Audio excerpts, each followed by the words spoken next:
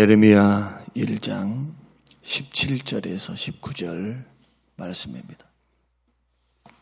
예레미야 1장 17절에서 19절.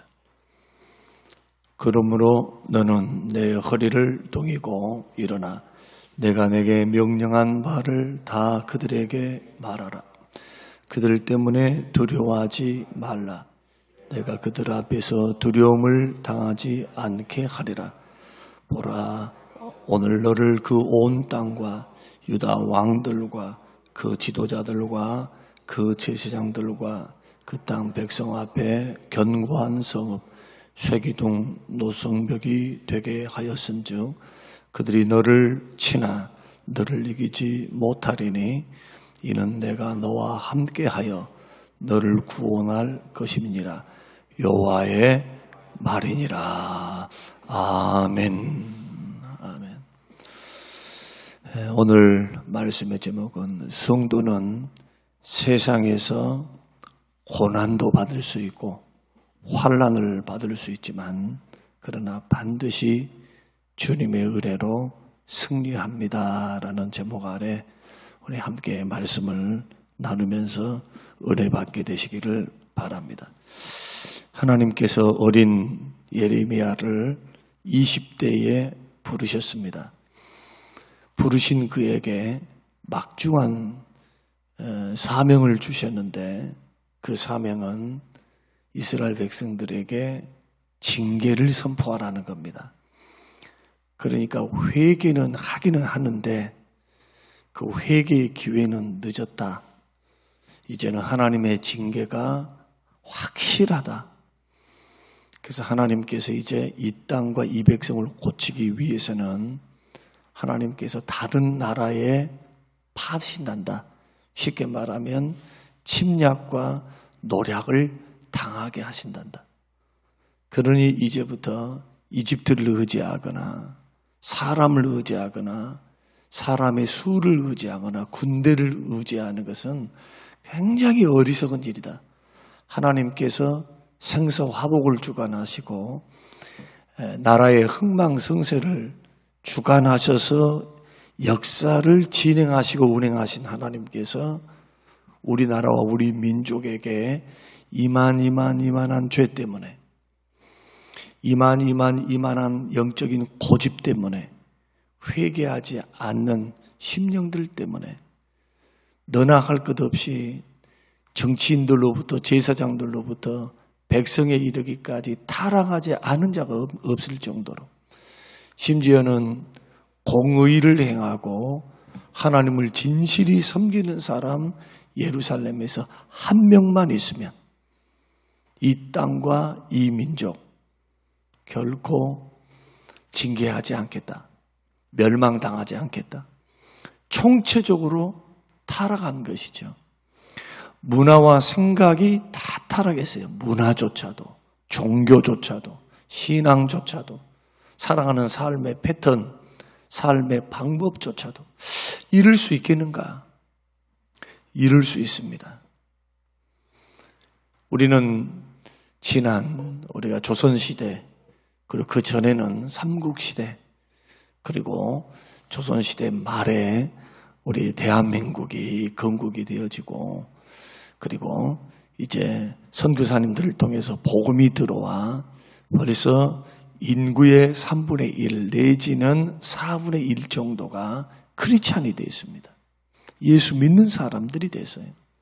알게 모르게 이 문화 속에 다종교 문화입니다. 대한민국은 다종교 문화 가운데 기독교 문화가 이제 자리를 잡아가고 있어요.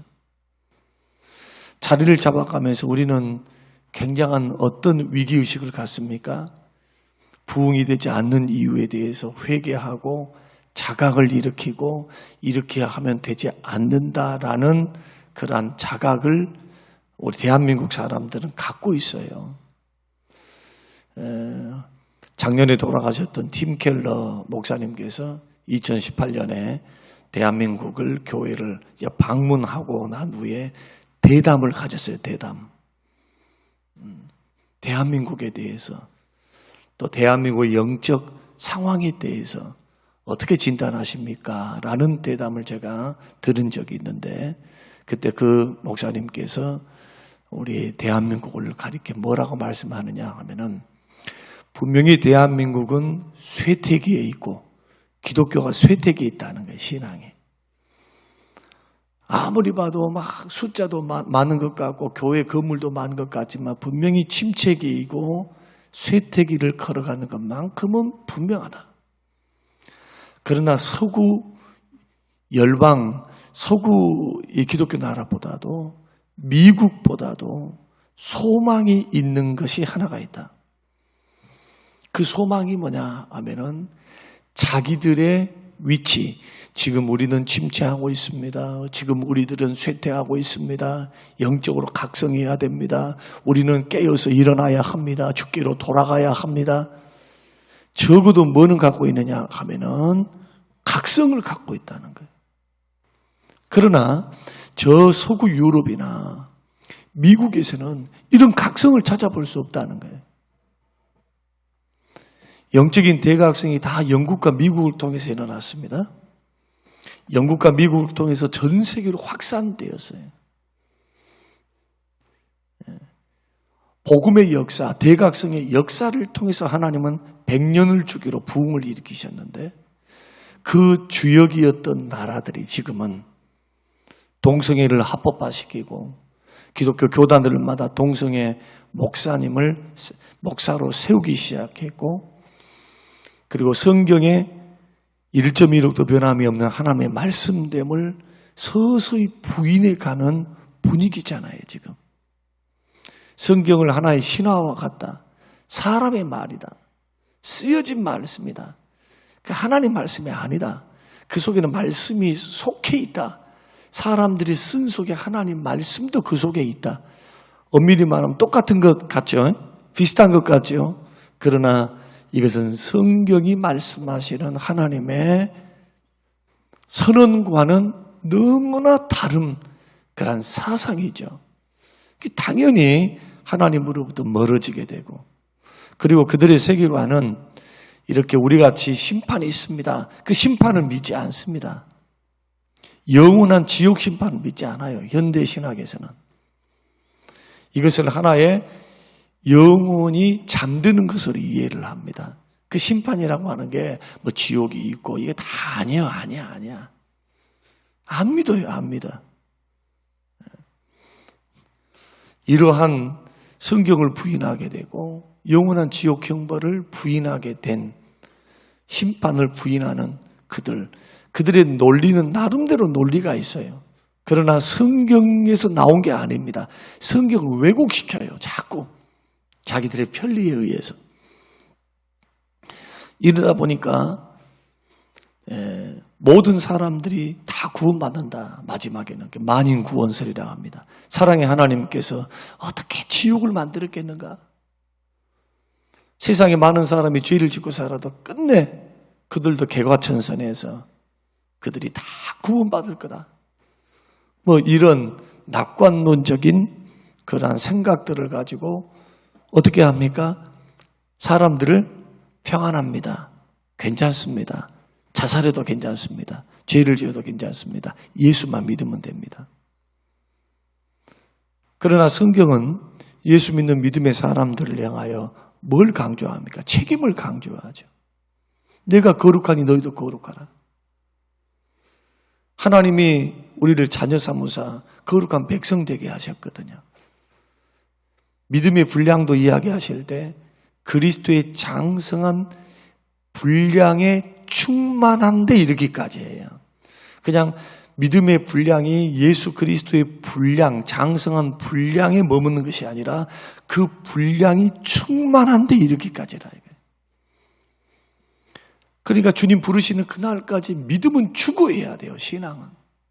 신앙은 열심을 품고 그리스도를 닮기 위해서 노력해 하셔야 돼요. 그 닮기를 소원하셔야 돼요. 주님 앞에 머물기를, 주님 앞에 서기를, 주님처럼 살기를, 주님처럼 생각하기를, 주님처럼 이 세상을 살아가기를 구원받은 백성들에게 주신 하나님의 책임이기도 하고요.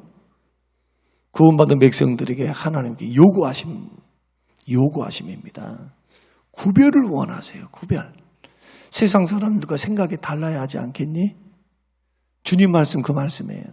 구원받았으니, 은혜 받았으니, 거룩한 하나님의 자녀가 되었으니 행동하는 거, 말하는 거, 판단하는 거. 이제는 예수 믿기 전에 내가 너를 구원하기 전과는 너는 새로운 피조물이다. 다른 사람이다. 거듭난 사람이다. 그렇기 때문에 삶의 원리를 부르심에 합당하게 행해야 합니다. 에베소서 4장대로 부르심에 합당하게 행하여 모든 겸손과 온유로 하며부터 시작해서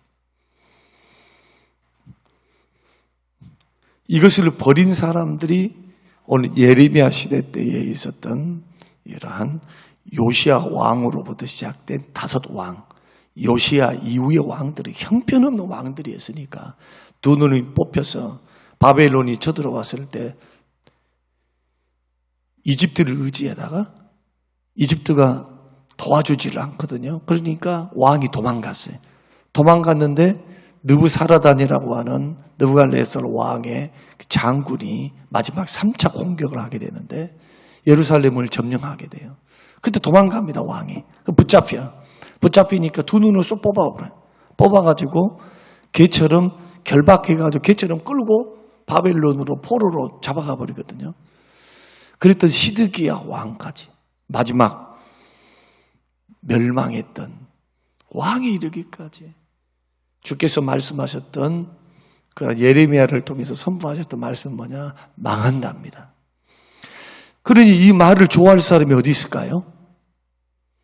계시의 내용이 심판이라는데 그것도 하나님이 봐주지 않겠다는데 진멸하지는 않지만 그러나 반드시 이 고난은 지금까지 맛보지 못한 전쟁의 형태라는 겁니다. 손도 쓸 수도 없다. 파죽지세다. 여러분 이러한 말씀을 만약에 선포한다고 생각하면 해보십시다. 그러면 정치인들로부터 시작해서 또 거짓 선지자들, 백성들이 좋아할까요? 좋아할까요? 좋아하지 않지요. 그래서 하나님께서 뭐라고 말씀하느냐? 너 저들을 두려워하지 말라. 17절 그러므로 너는 내 허리를 동이고 일어나 내가 너에게 명령한 바를 다 그들에게 말하라. 어떤 말 하라는 겁니까? 싫은 말 하라는 거예요. 싫은 말. 듣기 좋은 말 말고 듣기 좋지 않은 말 하라는 겁니다. 지금 상황은 듣기 좋은 말 할 때가 아니라는 거예요. 하나님이 능하신 손에서 연단과 징계를 받아라는 거예요. 겸손히 받아라는 거예요. 깨달으면서 받아라는 거예요. 묵묵히 포로로 잡혀가라는 거예요. 내지는 묵묵히 그들의 조공 내지 착취 이것을 수용하라는 거예요. 그 기간이 70년이니까 70년이 되기 전까지는 해방이 없다. 그 말이잖아요.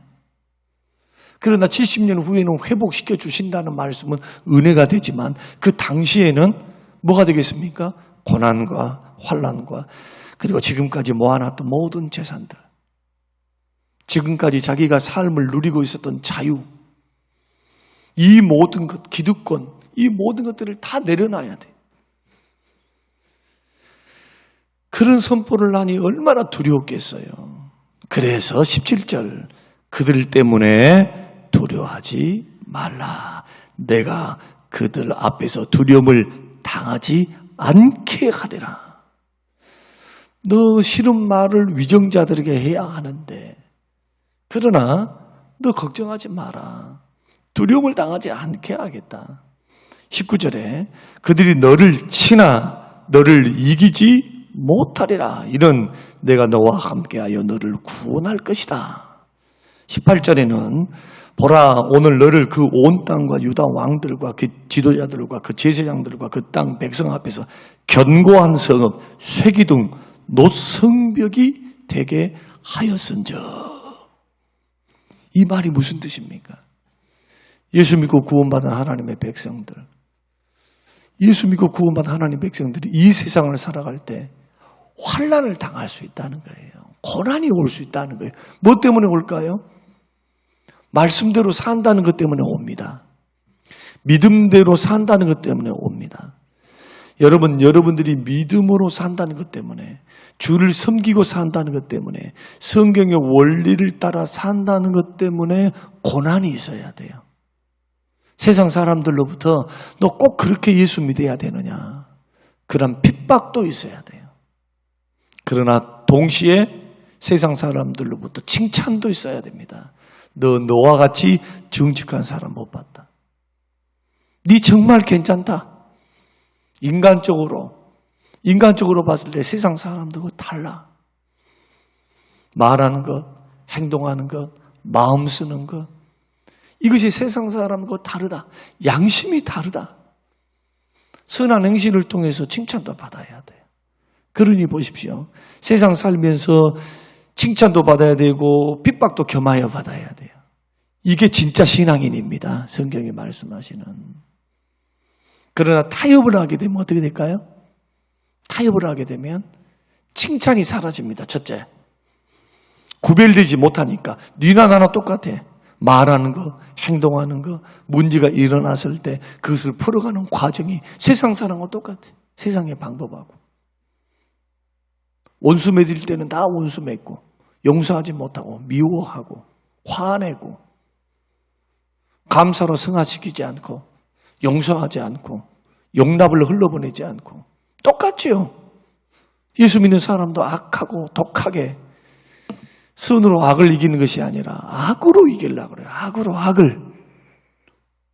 무슨 기적의 역사, 존중의 역사, 존경의 역사, 칭찬의 역사가 일어나겠습니까? 그럴 수 없지요. 그래서 예수 믿는 사람들이 세속화되면 칭찬이 첫째 사라집니다. 교회의 매력을 못 느껴요. 예수 믿는 사람의 매력이 없어져 버려요.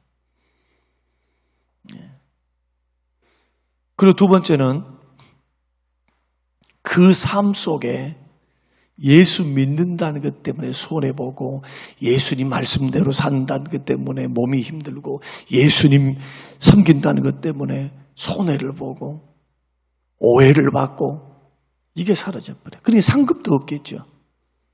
의를 위해서 핍박을 받고, 주님을 위해서 욕을 당하고 핍박을 당하면 기뻐하고 즐거워하라. 하늘에서 너희의 상이 크민이라.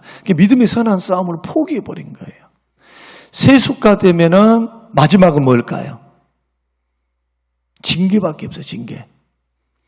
예수 믿는 믿음의 사람들이 세상 사람들과 똑같아질 때 하나님이 세상을 심판하십니다.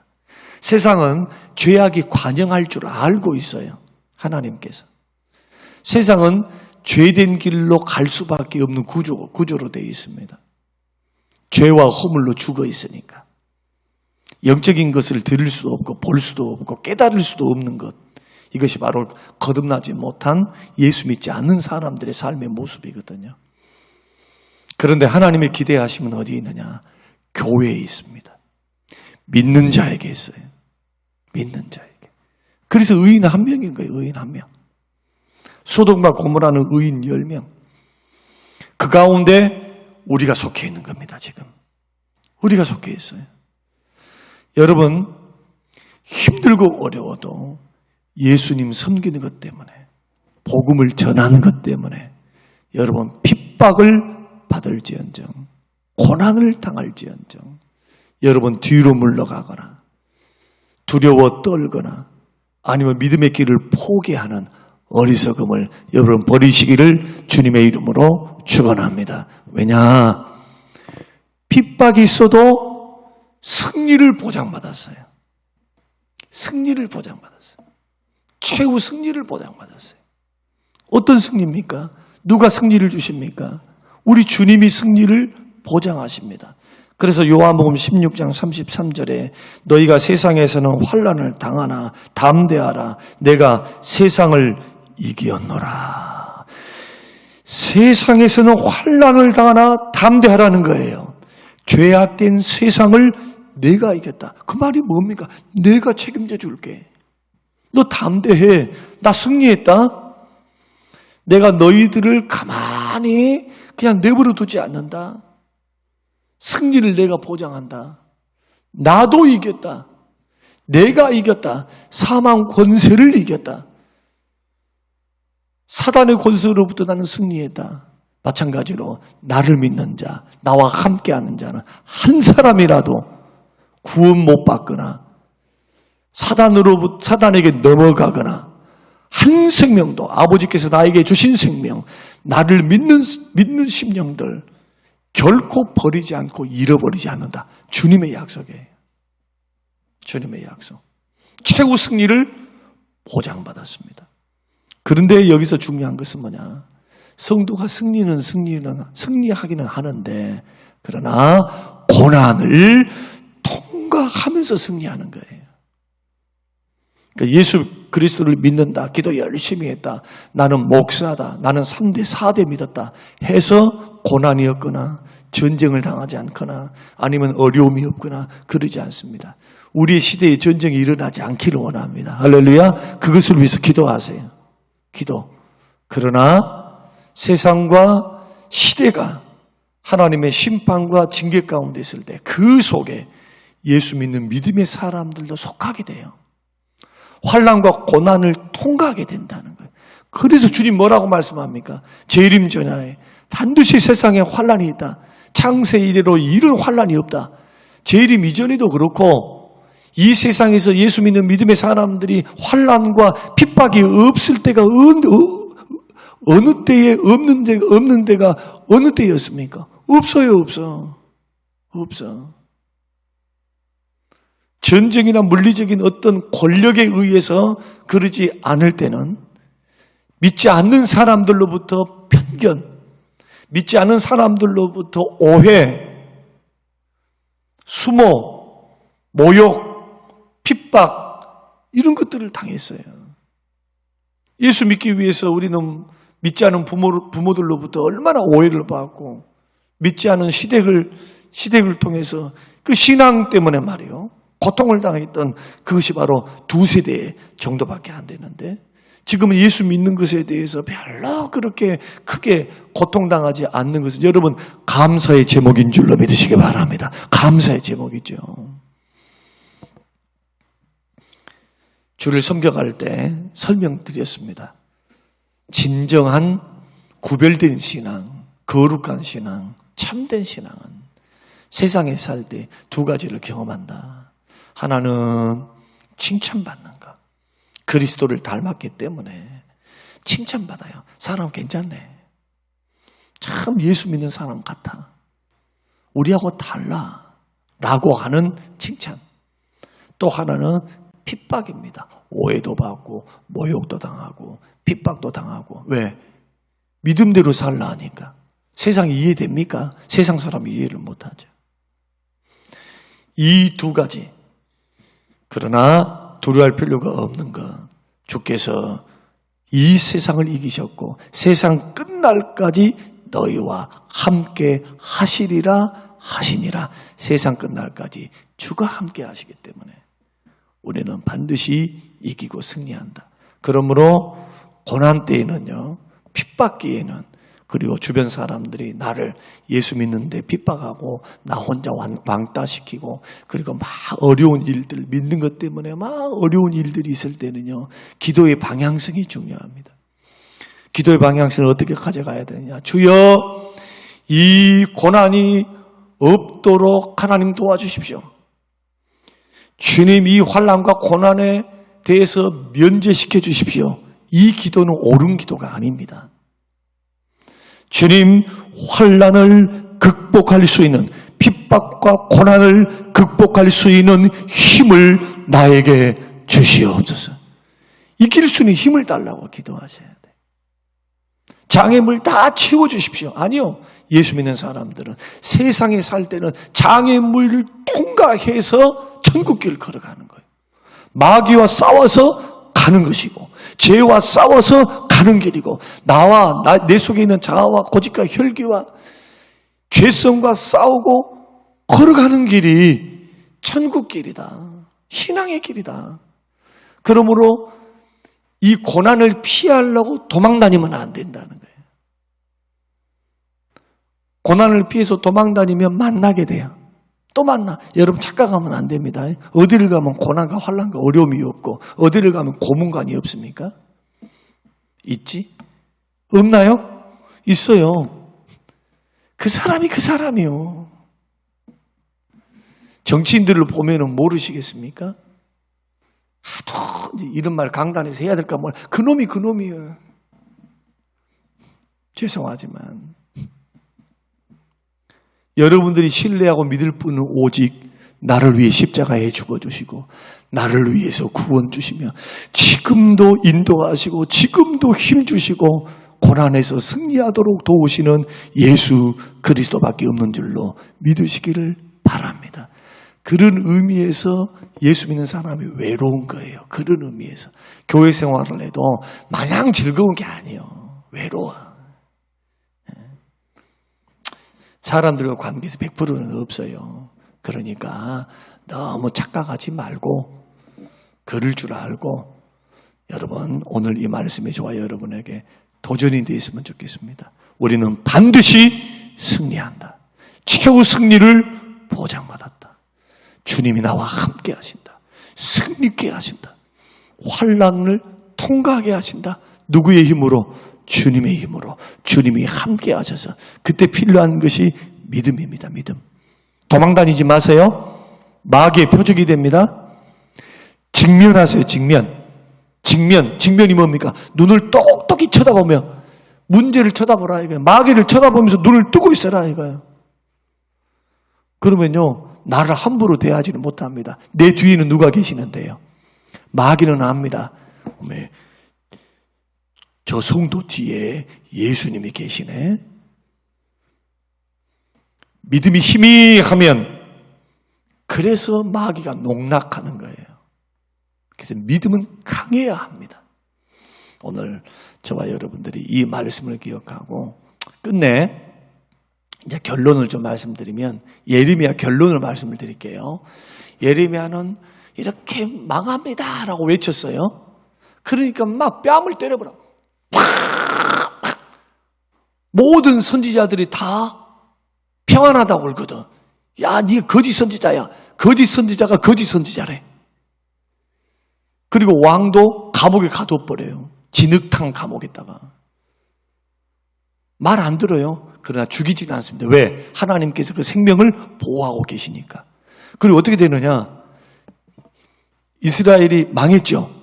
자, 유다가 망합니다. 망하고 나니까 항복하라 외쳤던 이 예레미야를 특별 대우를 해줍니다. 누가? 바벨론 왕이. 왜요? 항복하라고 외쳤거든. 니는 내 편이야. 너는 내 편이야. 자기 편이래. 하나님 말씀대로 한 것밖에 없어. 그러니까 뭐라고 말하냐? 우리와 함께 가자. 내가 너를 호의호식하도록 내가 너를 대우한다. 평안히 먹고 살게 해줄게. 예레미야 어떻게 할까요? 따라갑니까? 아닙니다. 안 따라가요. 거절을 합니다. 그러니까 자유를 줘요. 너는 어떻게 하고 싶으냐? 그래서 이 예레미야가 어떻게 선택을 하느냐? 이집트로 망명을 선택을 해요. 그래서 저 바벨론으로 끌려가지 않고 이집트로 내려가요. 성지순례 가면 예레미야 교회가 있어. 예레미야 교회. 예레미야가 여기서 살았다, 이 지역에서 살았다라고 하는 전승에 의한 그곳에 교회를 세워놨어요. 그리고 예레미야는 평안히 나이 늙도록 평안하게 숨을 거두게 됩니다. 이러한 이제 일련의 과정들을 여러분 들으시면서 오늘 이 말씀 뭐다고요? 성도는 반드시 승리합니다. 믿습니까? 그러므로 두려워할 필요 없어요. 환경이 이상하게 돌아간다고요? 여러분 주님 믿으세요. 겸비해서 주님 믿으세요. 주님이 일하심을 믿으라 이거예요.